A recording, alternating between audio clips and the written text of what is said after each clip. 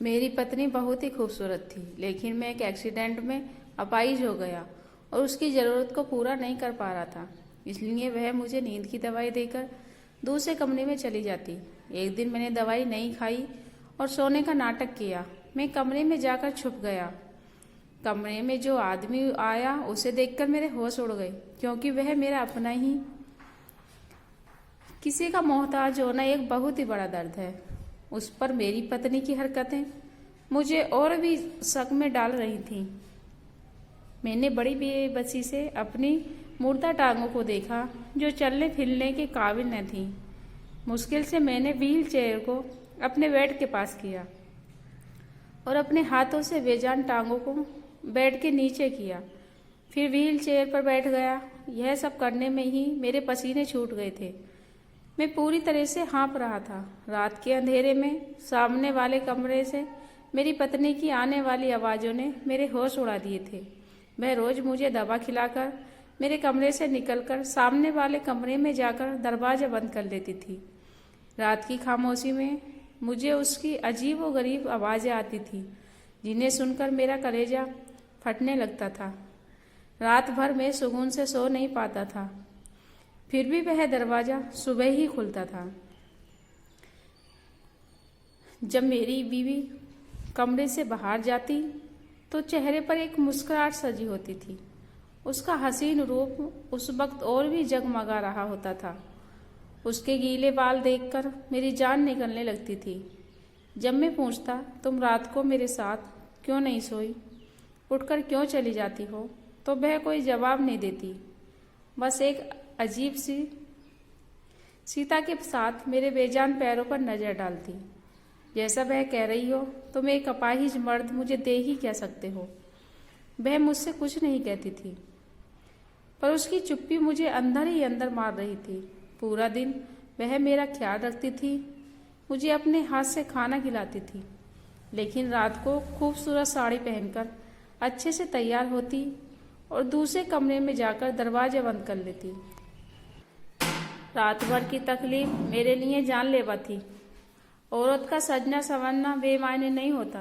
एक बार खाना खाते वक्त मैंने उसका हाथ पकड़ लिया और कहा, सीता, तुम रात को मेरे पास ही रहोगी, मुझे छोड़कर कहीं नहीं जाओगी।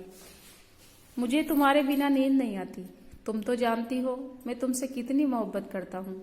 देखना, बहुत जल्द मैं अपने पैरों पर खड़ा हो जाऊंगा, चलने फिरने लगूंगा। मेरी आंखें बेबसी के मारे गीली हो गई थी। यह मेरी बेबसी की आखिरी हद थी। जो तकलीफ और दर्द में रातों को सह रहा था, वह अब मुझसे बर्दाश्त नहीं हो रहा था।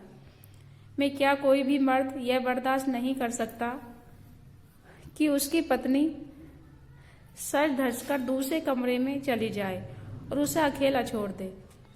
उसने मेरे हाथ से अपना हाथ छुड़ाया, फिर खाना उठाकर मेरे पास से चली गई।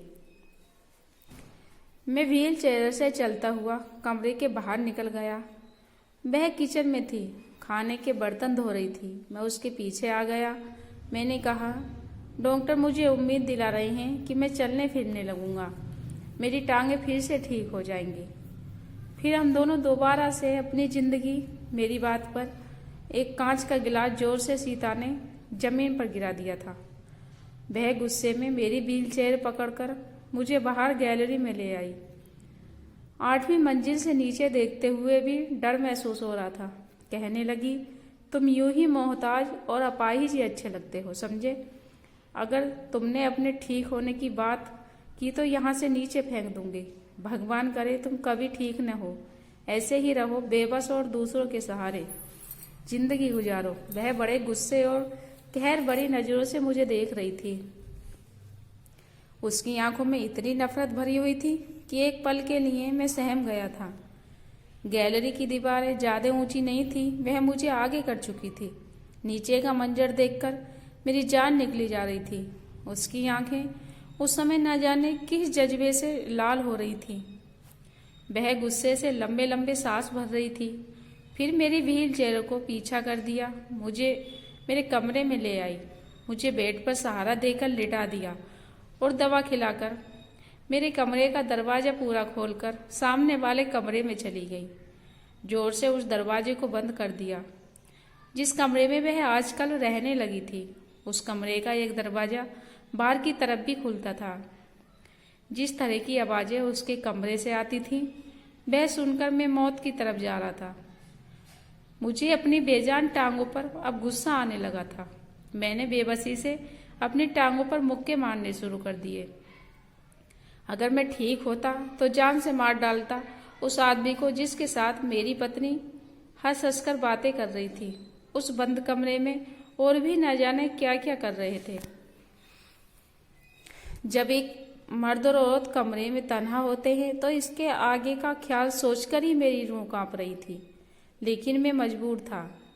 एक बार मैंने ठान लिया कि आज उस आदमी को छोड़ूंगा नहीं। इसलिए बड़ी मुश्किल से मैं व्हील चेयर पर बैठा और साइड टेबल से पिस्टल निकाली। फिर कमरे से बाहर निकल गया। सामने कमरे से अभी भी हंसने और बातें करने की आवाज़ आ रही थी। मैंने कमरे की हॉल से झांक कर देखा। जो मेरे मंजर मेरी आंखों ने देखा उससे मेरे होश उड़ गए। मैंने गुस्से से दरवाज़ा पीटना शुरू कर दिया। जैसे ही दरवाज़ा खोला, सामने खड़े आदमी को देखकर मेरे हाथ में पकड़े पिस्टल गिर चुकी थी, क्योंकि सामने तो मेरा ही मैं अपने होश उड़ाने वाला हुस्न लिए मेरे सामने बैठी थी। मुझे उलझी हुई नज़रों से देख रही थी। मैंने अपने मुंह से सिगरेट का लंबा सा कस लेकर धुआं उखाड़ते हुए कहा, मिस सीता, मेरी तरफ से कोई जोर जबरदस्ती नहीं है। आप अपने फैसले पर आज़ाद हैं। एक तरफ 20 लाख का चेक था और दूसरी तरफ मैरिज पेपर। मैंने अपनी बड़ी सी चेयर पर टेक लगाते हुए उस हसीन लड़की के चेहरे की बेबसी को देखा और मन ही मन मुस्कुराया था। उसकी नज़रें अभी 20 लाख के चेक पर जाकर टिक जाती, जिसकी उसे इस वक्त बहुत ज़्यादा ज़रूरत थी, तो कभी उन पेपरों पर जिन पर साइन करके वह मेरी पत्नी बन सकती। औरत अगर हसीन हो और ऊपर से बेबस और मजबूर भी हो तो उसकी बेबसी से खेलने में मुझे और भी मज़ा आता था।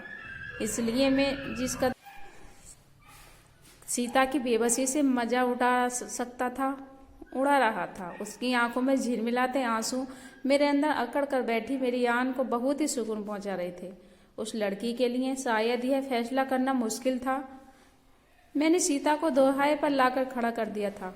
उसका बाप इस समय अस्पताल के आईसीयू में जिंदगी और मौत की जंग लड़ रहा था और अपने बाप की जिंदगी बचाने के लिए अपनी बड़ी बड़ी आंखों में आंसू लिए वह मेरे सामने बेबस बैठी थी। उस वक्त उसकी गीली गुलाबी आंखें मेरे चैन चुरा रही थीं। फिर उसने कांपते हाथों से पेपर पर साइन कर दिए। मेरे चेहरे पर भरपूर मुस्कुराहट छा गई। मैं समझा रहा था कि एक नाजुक सी कली को खरीद लिया है। उसे भी 4 दिन अपने कमरे की शोभा बनाऊंगा और फिर किसी फालतू चीज की तरह फेंक दूंगा। सितार के साथ मेरी शादी पहली शादी थी। इससे पहले जितनी भी लड़कियों का मैंने इस्तेमाल किया था, बिना शादी के ही उनके साथ रातें रंगीन करता था। जब मन भर जाता तो उन्हें छोड़ देता था, लेकिन सीता से शादी सीता की शर्त थी। जब उसने मेरी शर्त मानी तो मजबूरी में मैंने भी उसकी शर्त मान ली थी। मेरे लिए औरत शायद इतनी ही अहम थी कि जिसके साथ कुछ दिन या कुछ महीने गुजार सकूं, मगर मैं नहीं जानता था कि सीता किस आफत का नाम है। वह कोई आम लड़की न थी, बहुत ही बड़ी बला थी।